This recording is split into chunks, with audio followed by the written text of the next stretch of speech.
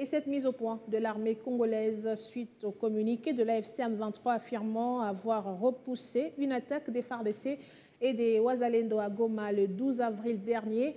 Les FARDC, par son porte-parole, apportent des précisions objectives pour éclairer l'opinion nationale et internationale. Pour l'armée congolaise, ce scénario est monté de toutes pièces pour camoufler et justifier des tueries quotidiennes des civils dans la ville de Goma. C'est une manœuvre dilatoire concoctée pour tenter de faire capoter les initiatives de paix en cours, a martelé le général Sylvain Ekenge.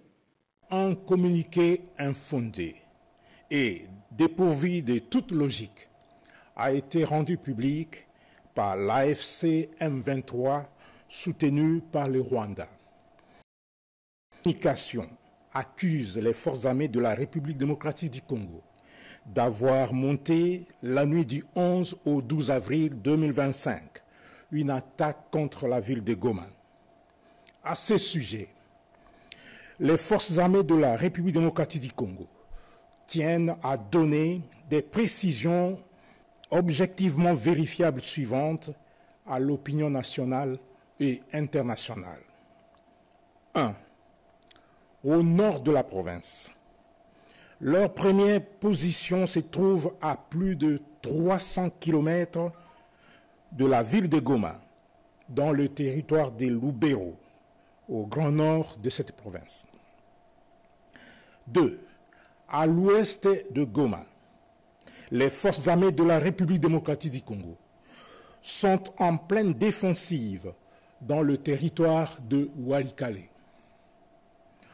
Au sud de Goma, les premières FARDC sont à des centaines de kilomètres de la ville de Bukavu, dans les territoires de Mwenga, Uvira, Fizi et Chabunda. Le communiqué de l'AFC M23, taillé de toutes pièces, est en réalité un scénario sciemment monté non seulement pour camoufler et justifier les tueries quotidiennes des civils dans la ville de Goma, mais aussi et surtout pour manipuler l'opinion et également satisfaire leurs appétits criminels. C'est une manœuvre dilatoire concoctée pour tenter de faire capoter toutes les initiatives de paix en cours.